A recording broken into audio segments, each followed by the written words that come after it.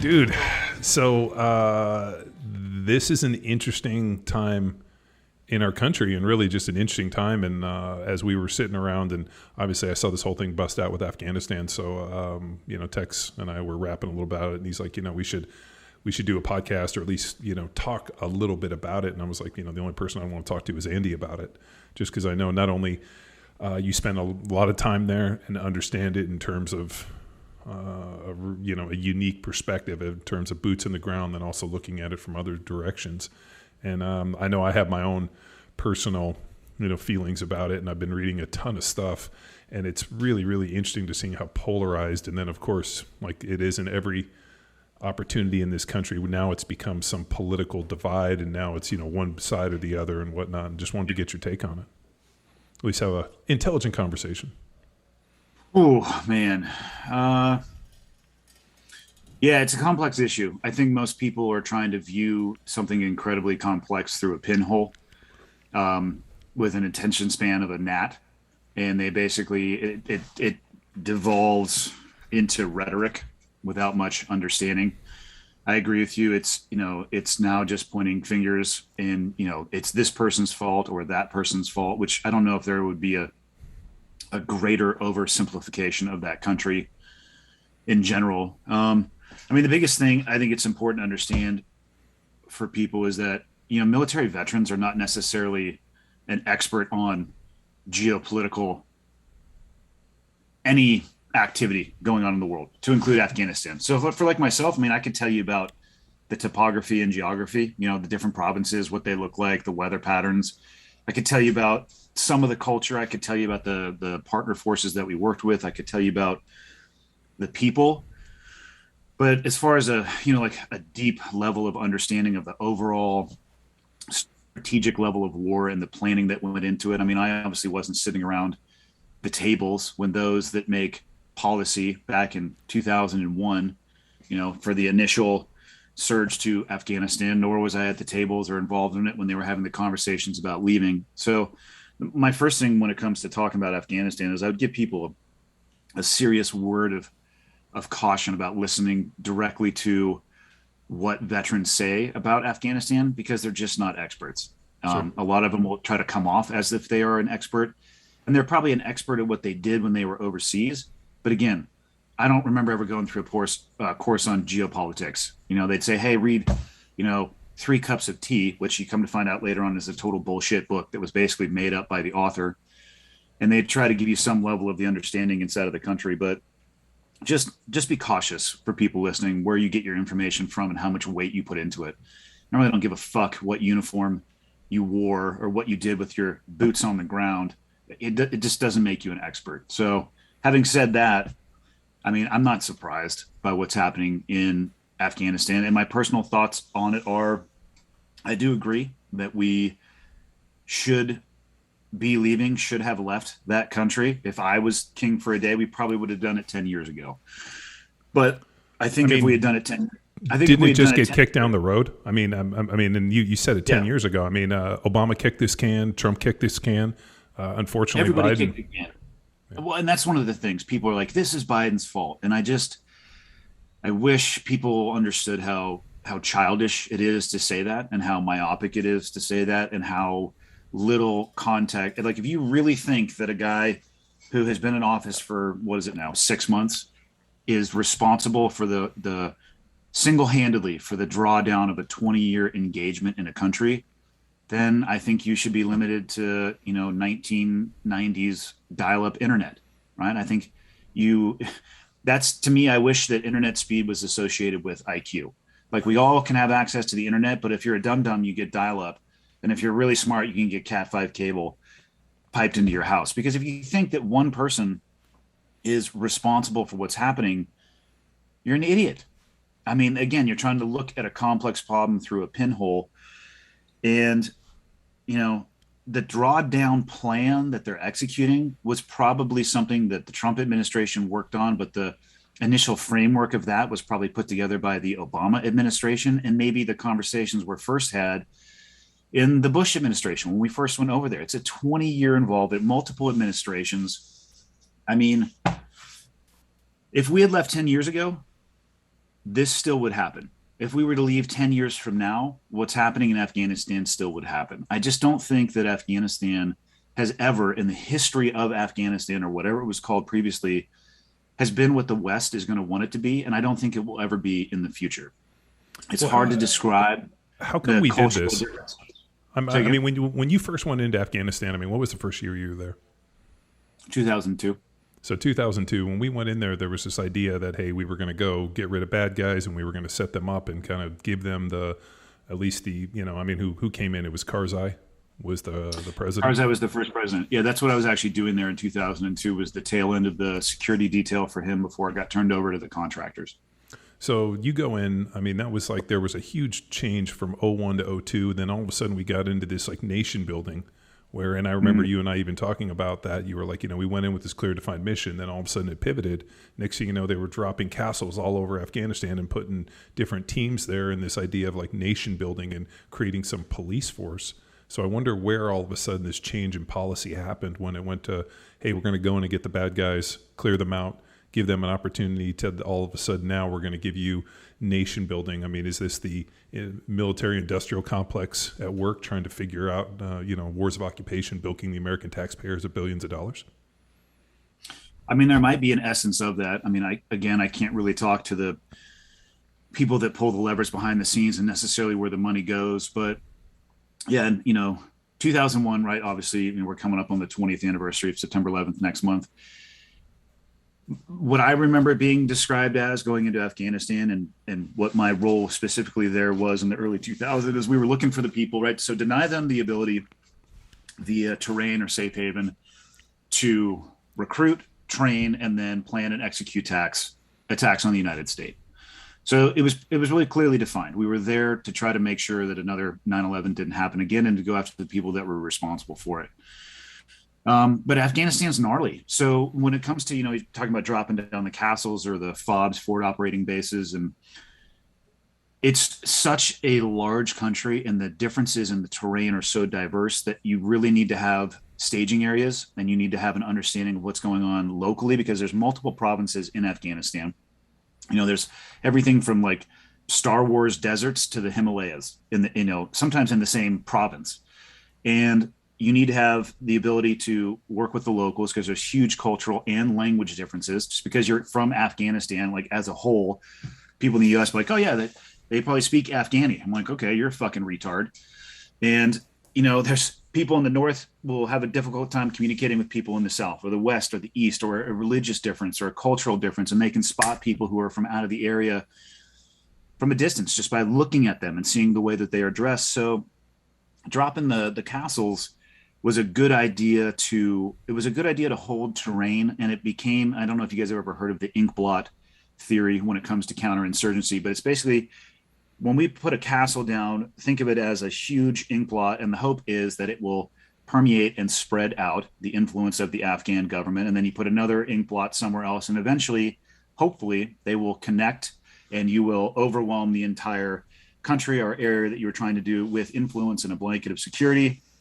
So therefore, whatever government is going to be there is going to be able to, one, survive, and then two, thrive. And I think just like every other country that's gone into Afghanistan, the concept of doing that and the reality of doing that are two very, very different things. I just had a guy on the podcast, Wesley Morgan. He wrote a book called The Hardest Place, which was all about the Pech Valley up in Kunar or Konar, depending on how people want to describe it. And you want to talk about a futile effort where so much capital from physical perspective, thousands, tens of thousands of soldiers spending years of their life there, the death, the injury, and the destruction. And at the end of the day, they pushed in as hard as they could and backed themselves the way out, repeating operations, 3 and 4 years later, landing literally in the same helicopter landing zones with the same result every single time. And at the end of the day, they were not able to provide any security for that valley, and they ended up backing out of that valley completely. It's the same valley where Operation Red Wings happened. It's where they think bin Laden passed through on his way out of Tora Bora because it has very easy access to Pakistan. You could easily walk from there. But I mean, we're talking over a decade of sustained effort in combat with countless, well, not countless. I mean, I'm sure you can count the exact number of lives. And what did you accomplish at the end of that? The ink blot theory failed. The drop in the castle theory failed. And as soon as the American forces left, it was a tide of Taliban and foreign fighters, and they took over. And our partner forces there became overwhelmed, or they just switched their allegiance, which doesn't surprise anybody. I know a lot of vets, obviously, that served in Afghanistan. I've had a lot of conversations with them over the past few days. Not a single one has said, "Oh, I'm shocked by what's happening in Afghanistan." Not a single one. The only thing that they have said, and that surprises me too, is the velocity with which it actually happened. It's returning to the country that it was, albeit much more much better equipped and armed. I think the Taliban is at their current state the most highly armed that they have ever been due to what we left behind. And that's where, to me, it's like me. I mean, the execution of the withdrawal, like, you're telling me that there's no way that we could have, maybe we need another 6 months, maybe we need another 10, or maybe we should have started this 6 months or 10 months before, but we couldn't have gotten all the equipment out of there. Like, we couldn't have put in process a place where the interpreters and the people who live there that did absolutely assist American forces and risked their lives, like, we couldn't have had all that paperwork done before we left. I got an idea. Let's leave the fucking embassy in Kabul. All right, let's just go ahead and evacuate that thing first. And if it doesn't turn into a shit show, we'll go back. But how about we just plan on the country acting like the country has since the inception of the country, and we just, you know what I mean? We do it better. So that the execution of what's happening is just trash. I think it shows our ass to the world, but I don't know how far that plan has been in existence. I mean, I don't know how much to put on the current administration. I mean, I think it's tough when the guy sitting in the seat probably thinks he's the Easter Bunny when he wakes up in the morning. You know, it's like it, but at the same time, there's no way that it is one person's fault. And I'm so tired of people, to go back to your original point of this finger pointing. It's like, I'm so tired of people like, "Oh, it's Biden's fault." Like, just shut the fuck up. You have it's like, politicized. I mean, yeah. like if you know, it's everybody from Ted Cruz to Dan Crenshaw and whatnot. Everybody is using this as an opportunity, and I agree with you. I'm pretty sure Biden wakes up every morning and has no concept of where he is. They probably got to hook him up to a machine and pump him full of a bunch of IVs and whatnot, just to wheel him up to get him back out there another day. And unfortunately, there's a strange feeling that the person standing up there, who's allegedly the president of the United States, isn't the one making these decisions.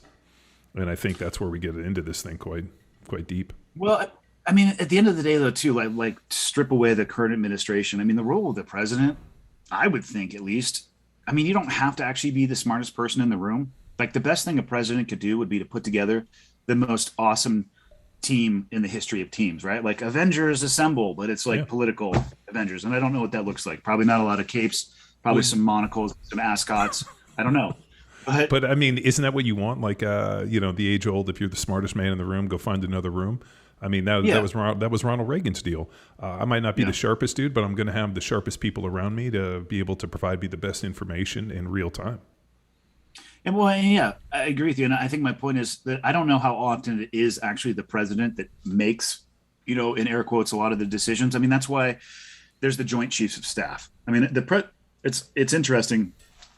People will reach out to me, and they often want to know about the difference between serving with a Republican president or a Democratic president. And the reality is, I mean, maybe there'd be some budgetary issues, but people are under this misconception that, like, the bat phone rings at one of the SEAL teams. It's like, "Hello, Mr. President? Oh, yes. You want us to go do this?" It's like, the guy, I mean, I would love to ask any sitting president, like, how many SEAL teams are there? Which department of the military are the SEAL teams associated with? I mean, he'd probably be like, the Marines, I mean, like, the point being, like, what number on the phone do you have to hit to get to DebGru? Yeah. But and then that's the thing, like, it's such a massive organization that funnels up, and that there's layers of leadership that lead up to that. I think oftentimes people in those seats, maybe they're making the decision, but they're making a decision between 3 or 4 policies that have been developed and thought through and then presented to them. So most of the legwork has been, what I mean? That's what I would do if I was in that seat. So yeah, you might be the guy on TV or the person signing, like, I guess they like do one letter of their name and then hand that pen off. You know what I mean? So there's all these fucking souvenirs when they sign stuff. So you might be that guy, but I don't know. I think it would be more presidential to maybe be a little bit more transparent and talk about where these plans come from and the process, and not try to present yourself as, hey, I'm the guy. I have all of the answers, because that's just stupid. Like you said, if you're the smartest guy in the room, or you think you are, you need to find a different room. Is the, I mean, I think what at least we're viewing, at least the way I viewed this, is like you, man, like we should have got out there years ago. Is there, could the exit strategy have been better planned? I mean, it felt very ad hoc, like, the fact that there's 40,000 Americans still there, the fact that we left. I mean, think about the tanks, planes, armies, small ammunitions, rocket launchers, all the ordnance that was left for an army roughly the size of 300,000 people. So we spent 20 years, $88 billion building up the Afghan army, which they were ranging at about 300,000 troops, who got overrun in 11 days. And all of that all of that infrastructure just gets handed over. Yeah. And now we've effectively equipped, the country we've been fighting for the last 2 decades that we've pointed to for terrorist attacks. I mean, now this has become, I guess, ground zero, the fucking meeting place for all the bad people in the world to come. And they have the weapons and the, ability to do it because they have the equipment. I mean, before, like, you were telling me stories about these dudes making AKs out of, in the dirt in a hut somewhere. Now all of a sudden, they would, they're a part-time farmer by day, and then they'll go unbury their AK and walk around and do their Taliban duties. I mean, there's a difference between even the Taliban. I mean, it's different in the provinces. Like there's the white flag Taliban who are like legitimate. This is who they are and what they do. And then there's some of the guys who are getting paid to, literally they do their farming stuff and they get paid to, unbury their AK and go and walk around a poppy field, for a few hours in the afternoon, all underneath the same banner. I mean, the short answer to your question is yes, it could always be done better. And so if you go back 10 years, there would have been less of that equipment. There would have been less money spent. So I think it would have probably been easier just from a logistical perspective, right? If you have 1 million pieces of stuff that you need to move, and 10 years ago you had 500,000, right? So you'd think, basic math, that would be easier to do. But again, 10 years ago, what's happening in Afghanistan still would have happened now. And I think it's important because you see a lot of vets online right now talking about how, it was all for nothing. We wasted everything. And, I feel like my service was all for nothing. And the reality is, and I think it's important for people who are feeling frustrated about it to realize it never was actually about Afghanistan. I didn't get sent to Afghanistan to save the Afghanistan or Afghani people from themselves. I was there to specifically target the individuals that had planned and trained and equipped for 9/11, deny them those safe havens. And we did that pretty effectively, but what we didn't do effectively was plan how the fuck we were going to get out of that country. And again, I don't know a single vet that I serve with who is surprised by what happened. Afghanistan, I just don't think it'll ever be what the West wants it to be. I just don't see, I don't think anybody can point to a point in their history where it has been. So remember, those people have been, how long have they been at war? For thousands of years. The Russians. I'm not an expert on Afghanistan, but you can go backwards to the Russians. There was an English influence there at some point in time. You can go all the way back to Genghis Khan. I forget the statistic, but I think it's like 30% of people have a genetic tie to Genghis Khan, not even just in Afghanistan in general, but in large portions of Asia, where he basically killed and fucked his way through the country. Yeah, they said in the Mongolian steppe that like 10% of the genetics are still direct lineage, which means father son to Genghis Khan. So it was probably him and his brothers. He allegedly had 50 brothers or something. Just went through and impregnated everybody. Yeah, and the way they were able to do that is they basically killed every male that they came in contact with, which is not a foreign policy that the United States wants to get behind. So maybe that's why he was slightly more successful there than the United States has been, depending on whatever metric you use for success. But yeah, we could have done it better. It is tough to sit here and be like, okay, I spent a lot of years over there. Did it actually accomplish anything? And We haven't had another 9/11 or attack like it in the last 20 years. Those are the people that I was there to try to deny them the ability to do what they had done previously. And I think that's, at the end of the day, if you view what's happening in Afghanistan as a soldier who served there, and you think that you're somehow responsible for them going back to where they were before we were there, that's not the case. I mean, let's look. I mean, it's not a waste. Uh, the actions you take from a foreign policy perspective, if you're gonna activate the Department of Defense and you're gonna go over and invade and occupy a country for 2 decades, there's going to be a cost to it. But again, remember, it was not actually about rescuing Afghanistan. They are going to have to stand or fall on their own. And I think that was at least understood from a boots on the ground level. Again, I was not at any of the tables talking about any of these plans, but from working with these partner forces, after about 6 minutes, you realize, okay, like when we leave, this is not sustainable. Yeah, we work with a lot of people, and we've spoken to the athlete identity. Like, John's career is over. What's next? And I think it's an important message that you're sharing. A soldier's identity is that, and I don't want them to fall into that trap of it was all for naught. Yeah, but I mean, isn't it easy? I mean, I think what we've come in this country is that nobody's looking for nuance anymore. Everybody just wants to be polarized.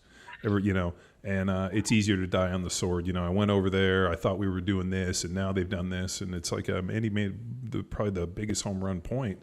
And this is something that I brought up some individuals recently, which is if you go fight a war, you need a clear, defined version of what victory looks like. And if we went over there after 9/11 to get the bad guys and make sure this doesn't happen, then we go and we fucking smash them. And then if that's our definition of victory, then you do that and then you leave. What's crazy is I was digging into it today to see all the different policy changes where we went from what Andy was talking about to this idea of nation building. And then now we have to bring Western democracy and freedom and all these other things to a country that's never had it and doesn't believe in it at their core values. So now we have to, change the culture, and there's this revolution of ideas and whatnot. And now we've somehow owed it to these people because we've implanted American seeds of, life, liberty, and the pursuit of happiness. And for a bunch of people that, I believe that there's probably a large contingent of people that want that. Then there's a whole bunch of people that are like, why don't we go back to Sharif law, from, 600 AD, when that came in. So it's such an interesting problem. And I'd love to know where the policy changed and why we feel that we can travel around the world and basically create little Americas everywhere. Like we're the model for something. Yeah, I mean, the policy changes, again, I'm not an expert on all the policy, but I can tell you it definitely, there were at a theater level, there's battle space commanders. So Afghanistan was broke up into north, south, east, and west. And, there was a commander for all of that. And you can imagine they had a bunch of flare pieces on their shoulders that were shiny. And it's as 2002, 2003, 2004, 2005, it was very aggressive. It was very targeted. Go back in 2010, and somewhere between 5 and 10, it was much more about by, with, and through. And of course, we've been there for almost 10 years, and the battle space commanders are trying to figure out, well, how the hell are we going to be able to do this? So, go back in 2010, no more night raids. So take away your night vision goggles and the advantages that you have there, because we're trying not to offend the Afghan adult males by making an entrance into their house at nighttime, which is the number one thing you can do is go into their house uninvited at night. Partner forces, always having an Afghan face on what it is that we were doing. So if you have the war fighters and then you have the doctrine makers, it's not an overnight switch, but whatever they were doing up at the policy level certainly trickled down into a tactical level, and it shifted what we were doing on the ground. I don't know. I mean, in all of the travels that I have done for the military, it was less about trying to make little Americas, and it was more trying to defend or go after the people that are a direct threat to, in my opinion, at least, what America stands for. Because the ideologies of the people that I was looking for, they are the polar opposite of what I think the three of us, believe this country is founded upon. I think the United States has proven over and over again that nation building we're not good at. I mean, the U.S. military is really good at breaking shit. We're not good at putting stuff back together. And, you look at a country like Afghanistan, what happened with the Russians when they stayed for a long time? Fucking not good.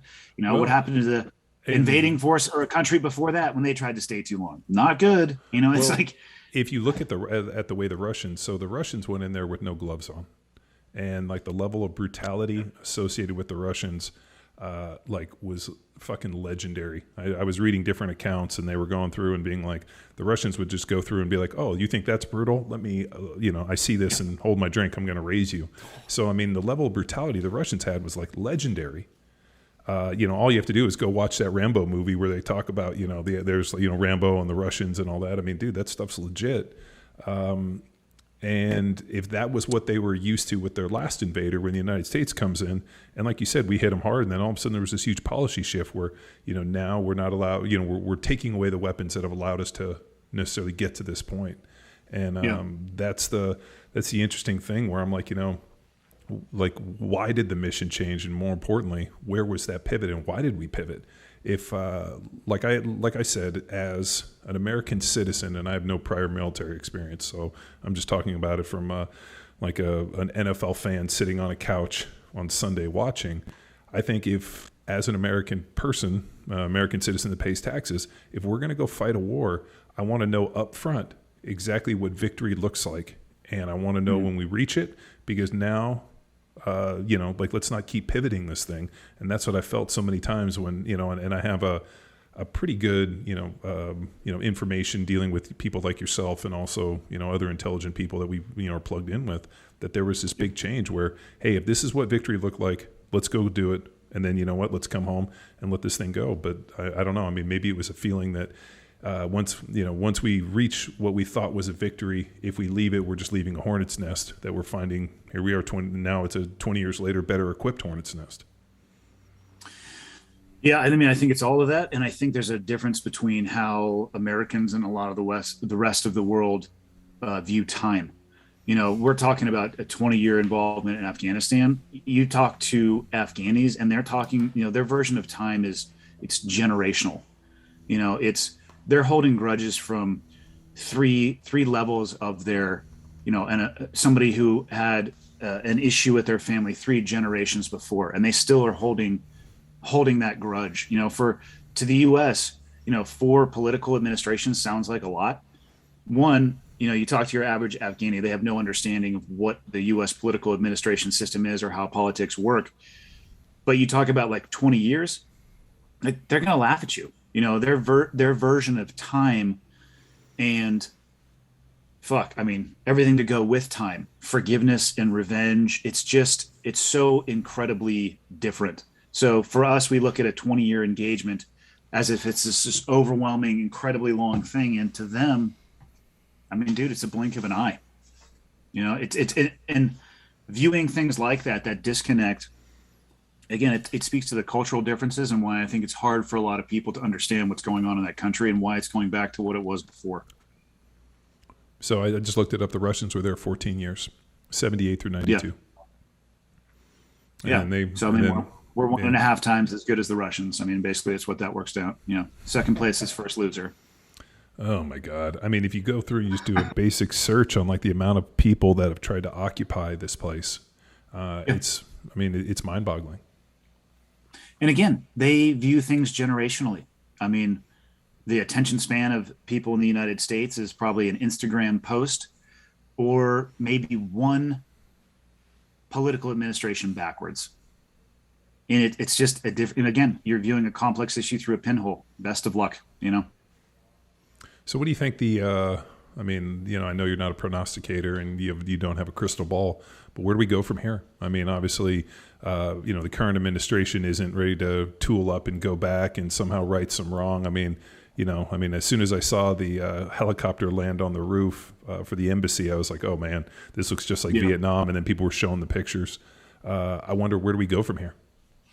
Yeah, the helicopter on the roof of the embassy, before I answer the question, to me, that speaks to what I said earlier. Like, we couldn't have had a better plan to maybe just proactively get all of this stuff. You know what I mean? Like, and people say, oh, well, the enemy would have known what you were doing. It's like, yeah, I understand that, but maybe we could have, absorbed a little bit more risk with that and gotten a lot of people out of there now before it becoming a crisis. I don't know. Maybe it's a better idea to make decisions before they become a crisis. As far as where do we go from here? I think it's going to depend on.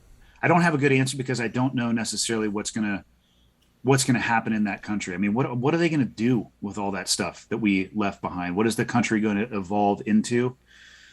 I mean, the U.S. military after 20 years. I mean, I can tell you the refinement and evolution of the U.S. military from 2001 to 2021. It's really hard to describe. I mean, everything is different from even the people who are in the military. There are now people serving the military who were not alive on 9/11. Different generation of people, a different generation of electronics, of equipment, of body armor, of uniform, and of tactics. The tactics of 2021 are so different than 2001. Talking about the ability to strike people without even having a presence on the ground. Drone warfare, which I'm not necessarily an advocate for or against. I think it's a piece of a very complicated puzzle. But I think, and I would hope that we have developed the ability to no longer need to have these 100,000+ forces go and occupy. I really do think that the U.S. military has evolved to the point where we can do a lot more with less people, with a lot of those force multipliers, whether it be the equipment, overhead assets or sensors, even with the people they're wearing in the field right now. I mean, the amount of smart technology that guys are wearing into the field. I never felt comfortable relying on a battery saving my life. Like if I had to operate right now, my backpack would be so heavy for all the goddamn batteries that I would have with me, just in case my primary set failed and then my secondary and tertiary. Like I wouldn't even be able to move. I'd have like 100-pound backpack of batteries. I'd be so terrified of these devices failing. But it allows you to do amazing stuff. So I would hope that we learn from our lessons in Afghanistan. And if, let's say, we identify an area where they are training, and maybe what we were going there to do in 2001 and is happening again, I would like to think that we have the ability to handle that much more remotely and with a smaller force that doesn't require anything that would look like nation building. I think that's really the only way that we can go forward, is to stop nation building. And again, I mean, I'm not an expert in foreign policy. I mean, because largely what I'm describing is you're putting your fingers into a leak in a dam in the hopes that the dam doesn't burst. But I just don't want to see a repeat of what has happened for the last 20 years in Afghanistan. I would like to think that we are able to do that. Well, I mean, the other thing I was thinking, like you said, and you actually articulated my point. Like, what do they do now? Okay, so they're riding on a high. The U.S. is negotiating. I just saw China came out and recognized the Taliban as the official government of Afghanistan. I mean, so you're having this issue. Do all of a sudden those people become world leaders? Do they go into the UN? Do they all of a sudden, I'm just wondering, like, what is the evolution? How do they go back and build? And more importantly, what does that look like in a year, 5 years, 10 years from now? Because I have no idea who those individuals are. And more importantly, now we've basically given them this military force. What are they going to do with it? I mean, they don't have pilots, but yet they have planes. They don't have anybody who's necessarily trained in any of this equipment, so they're going to just figure it the fuck out on the run. Well, they won't need to figure it out on the run. There's more than enough people or countries or organizations that would be happy to go there and do the research and fly mobile training teams, just like we did.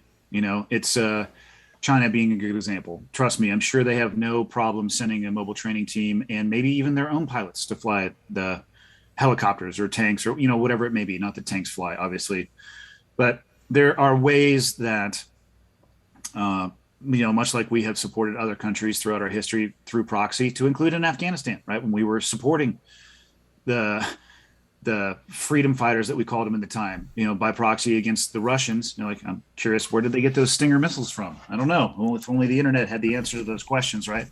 So instead of doing it directly, what did we do? We can train people. Maybe we fly them to our country and we would teach them, which is what happened with a lot of the Afghani pilots, of which I'm pretty sure there are not that many. I only know of one time ever in the history of the Afghani Air Force, which I use that term extremely lightly, that there was ever actually an Afghan pilot that dropped ordnance. And I think there was actually a U.S. pilot in the aircraft with him, but the Afghan was at the controls. Point being, though, that shit can all be outsourced by organizations that want to learn more about U.S. tech support or prop up the new Afghani government. So although your average, Taliban fighter may be slightly confused about what end of an M4 goes bang, and I'd be more than happy for them to be looking down the barrel when they test that. There are people out there who can bridge the gap in knowledge for them. So bad actors finding other bad actors. Well, I mean, you gotta define the term bad, because don't think that the U.S. isn't doing exactly the same thing all throughout the globe. Well, I mean, it was I think it was Van Halen in the '80s, that had the it was like the '80s and the '90s. They had that video, and one of the comments was, the U.S. does things that we think only other countries do. And I remember as a kid seeing that, and that was a pretty good indication that, the U.S. acts in such a way that, if we were viewing it as another country, we would, probably go in there and decide to do some nation building. Yeah, it's a lot of the things that the United States will point their finger at other countries for their actions. If you dig deep enough, you can find plenty of examples of us doing the same thing. And again, I think there is a difference when it comes to motivation and intent and ideology. And we certainly can talk about where our motivations come from and why we would be doing those things. But, there's always another side of a coin when it comes to how people are viewing you. I'm not trying to justify or defend any nations, to include the United States, in their actions, because I would think that the actions should be able to stand for themselves and stand scrutiny. But it's important to realize that, and I don't know if a lot of people take the time to realize that it's easy to point your finger at somebody else and say, well, I cannot believe that this country would do this. It's like, one finger out, three fingers pointing back at you. You'll oftentimes be surprised if you do a little research on our country as to the actions that they have taken as well. And again, I believe in what this country stands for. I'm not trying to say that those have been, in my mind, unjust or for illicit intent. It's just important, I think, to realize that it's far more complex. Like you said, it's much more nuanced, which is apparently a 4-letter word in 2021. Is that because, and I was thinking on this, I mean, is it because, like you said, people's attention spans are so limited based upon all this access to technology that it's impossible to look past anything that is just a hair underneath the surface? So, I mean, to have a nuanced conversation requires us to go into depth, but yet with the way the news cycle works and the amount of information that's coming in and out, I mean, is there even an opportunity to have nuanced discussions? I like to believe we can, but I think you can, but it depends on the person. Like take you, for example. When I first met you, I mean, let's just say it was obvious that you weren't a ballerina for a living, right? And if you were to go to a football game and you were to ask somebody like about one of the linemen, who, I mean, what's fucking average weight for a lineman? 270? Or are you like 320 pounds probably? I was a smaller athletic guy. Yeah, so at 270, you were the runt of the litter on the offensive line. But if you would canvass a bunch of people, they'd probably say, "Oh, God, I bet you those guys are just the dumbest, big, muscle heads." You know what I mean? Like that's you exist to knock somebody else's fucking helmet off with your taped fingers, and they think that'd be the level of it. And then you get to know you. It's like, oh yeah, you actually have 2 degrees, one of them in fucking rhetoric, which I still don't know what that means. I think it means you can't spell for shit on texting, because you make constant errors when you text me in spelling. And I love sending them back to you because I don't have a degree in shit. But the point being, so you have a degree in fucking spell check. That's about all you got, huh?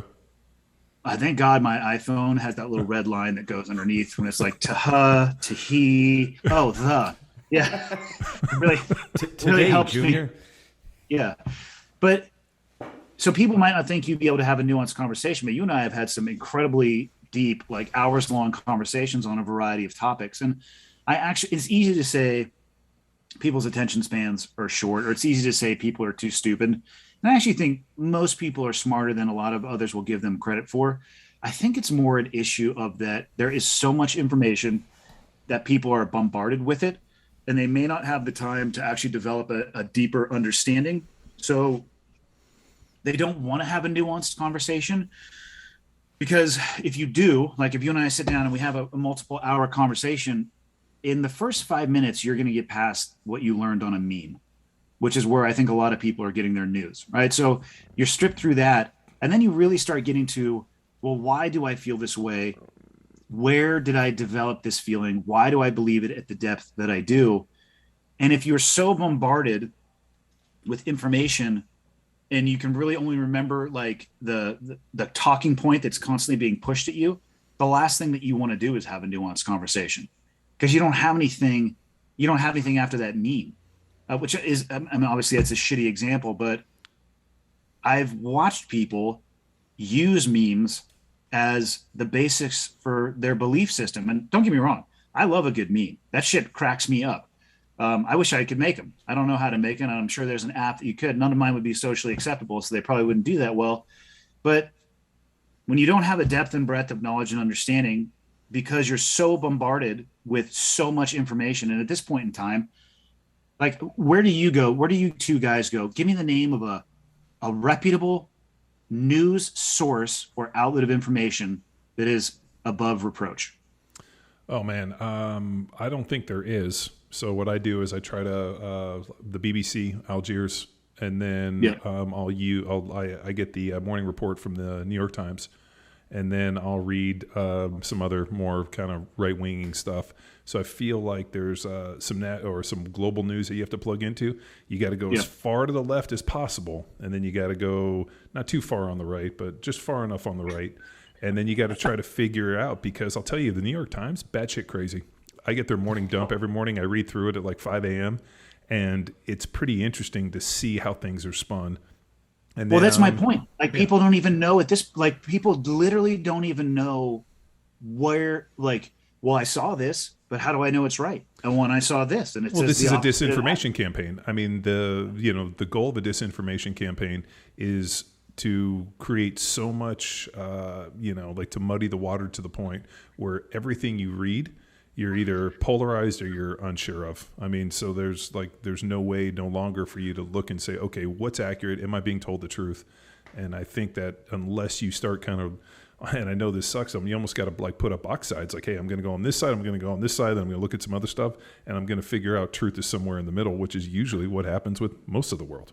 And don't forget that entire ecosystem that you were describing, whether it's the far left, the far right, and everything in between, it's all based on ad revenue.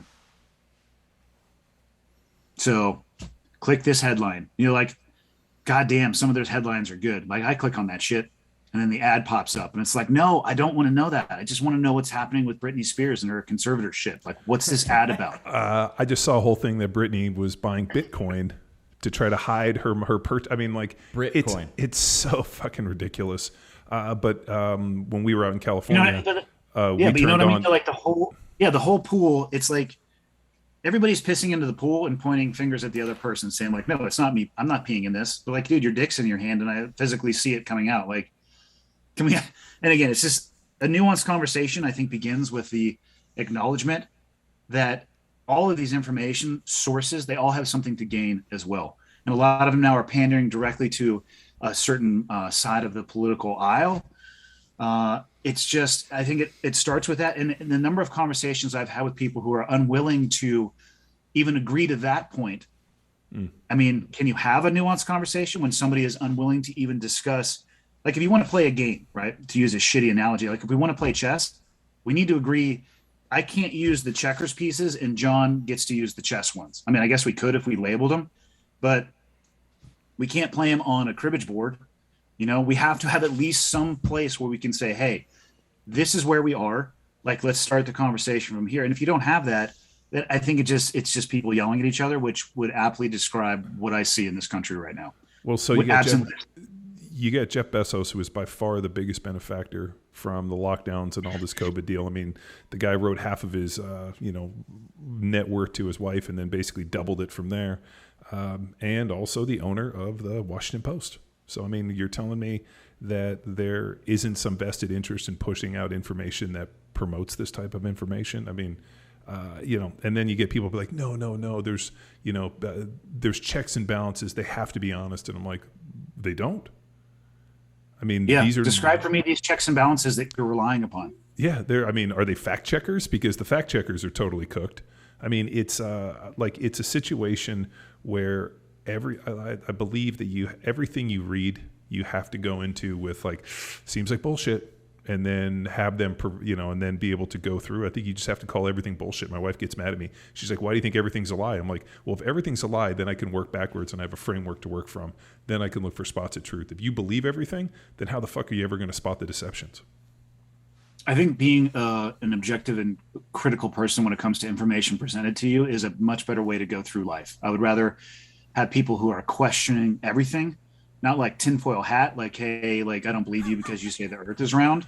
You mean Rob Wolf? Like, bro, I get to see him often now. He is awesome. I do jiu-jitsu with him like 3 days a week. He absolutely hates it.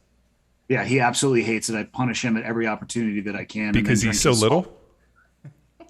Just in general, it irritates me how smart he is. We'll have a conversation. I'm like, Rob, dude, 2-syllable words maximum, and don't talk to me about fucking laboratory research. You know I'm a moron.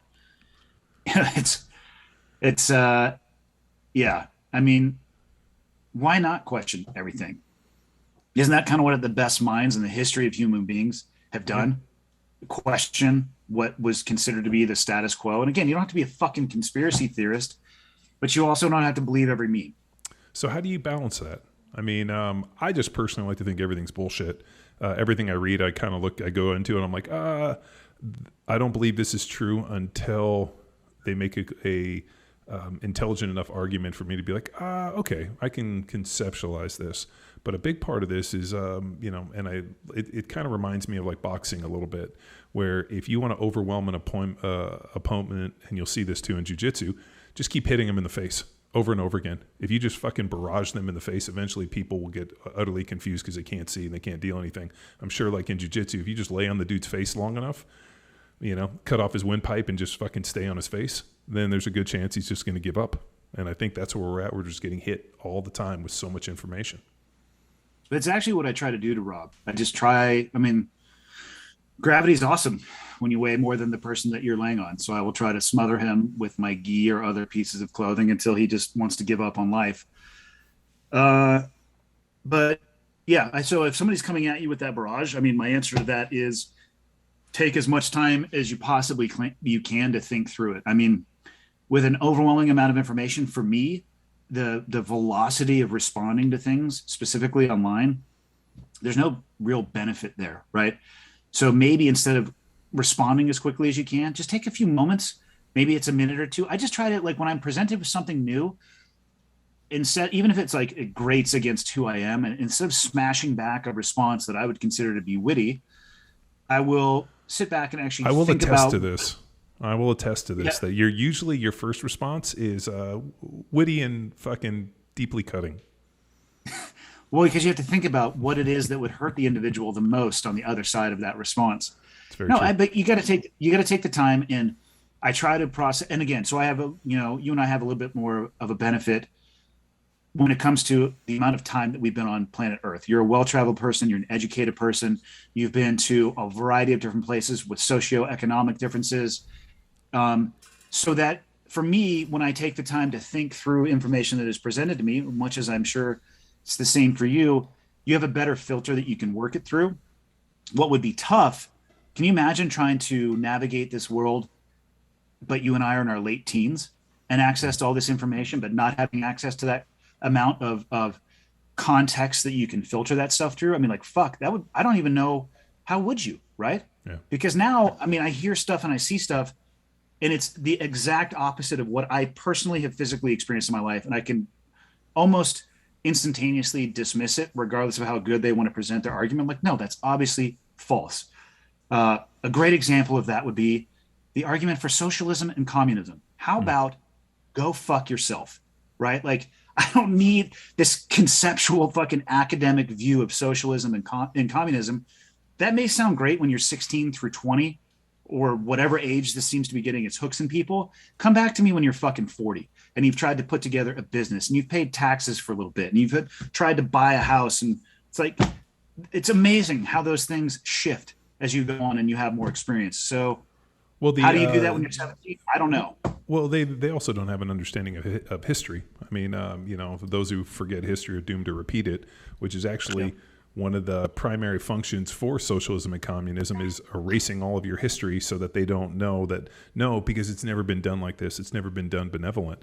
But if you look, every time this has been attempted. It's never been executed properly. Yes, because we didn't do it. It's never been done benevolent. And the problem is, if like, for example, if I moved to Montana and we lived in like a little cul-de-sac and there was 3 families, you, me, and Rob and our families, and we had kind of a socialist He would be our setup. butler.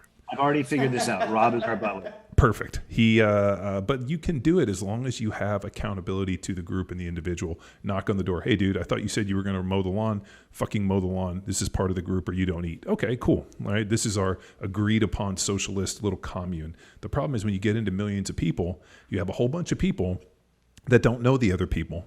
And they just shut the door. And you got to murder a ton of people. I mean, look at the Bolshevik Revolution. I mean, look at the famine. They went and executed everybody that owned land. I mean, look at the Russians. Look at every time this has been attempted, it usually ends up in a fucking massive bloodbath and a whole bunch of people where you have a small amount of haves and a whole bunch of have-nots. So I sometimes wonder if these people that are espouting this socialist communism thing are just thinking, I'm trying to get in early. Because if you get in early on this revolution, then you get to the top. And then once you're at the top, then you can fuck all these other people. So that's every time I hear this bullshit, I'm like, I think they're just trying to get in early. They're trying to get in on Bitcoin at like $100. Maybe, but then they're going to get dragged through the streets one of these days when the have-nots finally have had enough of it and they go to where the haves are and they fucking drag them out of their house and finger paint with their blood, which, I mean, hey, do what you want. Life's about the choices that you make. Choose wisely. Is there any hope? I mean, this is another one. I mean, I gave up hope a long time ago. You know me better than that. Yeah, I mean, but think about this, right? I think, and you brought it up eloquently. We were raised in a time when, if you wanted to know what your buddy was doing, you had to call him on the phone or ride your bike over to your house. If you said, hey, I'm going to be there at 8 o'clock, you had to show up at 8 o'clock because there was no cell phone, no texting, nothing. You had to go home and check your message machine. And, you get home at the end of the day and you're like, oh, fuck. As you're checking your messages. And I think there was some accountability. Your information came in very, very small ways. I mean, it was either the news, you turned on, you read the newspaper or whatnot and actually read, or you conversed with people. Now there's so much information coming at these kids. I'm wondering, how do you limit it? Or more importantly, how do they survive? I don't know. I don't have a great answer. I mean, I have an 18-year-old now, a 16-year-old, and a 13-year-old, and I watch the relationship that they have with their devices and the information and where they choose to get it from. And I mean, the approach that I take with my kids is to try to, if they seem to be passionate about something or motivated about something that they saw online, my approach is to get them to put the device down and we just have an open and honest conversation about it. And I'm not afraid to tell my kids that I don't know, especially if it's an issue that is more in line with something that they may be more passionate about than I am. But I try to pull them off the device. And then, I mean, my favorite question to ask my kids is why? Why do you feel that way? Because when people ask me questions like why, I generally will have to sit and think and gauge the depth of my belief and where it came from. And I think it's a really powerful exercise. And it slows people down. Maybe that's the initial step against, dealing with that barrage of information coming at you, is to create a space where you have a little bit more time, where you can ask yourself those questions why, or ask other people the questions why. Because, I mean, it's not like some dirty 4-letter word. If I ask like John, well, why do you feel that way? I guarantee you, on any subject, he can give me an answer as to why. And if not in the moment, you'll eventually give it to me. And I think that's powerful, because then you'll have a deeper understanding of where you're coming from and why you feel the way that you do. And I don't know. I think that's where we need to head back towards. My feeling is, people hit me all the time with stuff, and a lot of times I don't know, and I have no problem telling people I don't know. That's one thing I've always appreciated about Jordan Peterson, is whenever he gives a response, he's thought through it to such a depth. And if people ask him something that he hasn't thought through, he says to him, I haven't thought through this enough. I won't be able to answer it intelligently to the degree at which you're going to look for in this. So, hit me later. And I think that's an intelligent thing, where you don't have to be an expert in everything. But we have a situation now where every single person that has access to a device and a meme is now an expert. I saw a really funny one the other day where a guy was like, last week I was a expert in virology and infectious diseases. This week I'm an expert on Afghanistan, and it's the old man with a cup of coffee, and it's true. I mean, the amount of information getting pushed out with vaccines and whatnot from people that have no fucking concept of any of this stuff, gain of function and all that. I'm like, Jesus Christ, it is unbelievable. And now everybody's an expert in Afghanistan, and you brought it up best, where it's like, dude, there's 2 Republicans, 2 Democrats, policy, thousands of non-elected bureaucrats making decisions with our tax dollars that that we'll never see and we'll never hold accountable. And so it's almost an impossible decision. And I guess, all we were hoping for was just a little bit of perspective for people in a time where there is anything but. There you go. Just because you have information doesn't make you an expert. It's important for people to realize and remember. Cool. Well, dude. Cool. All right, gents. No problem, amigo. Be good. Thanks, Andy Stumpf. Yep, you guys have a good one. Thanks for tuning in to Power Athlete Radio.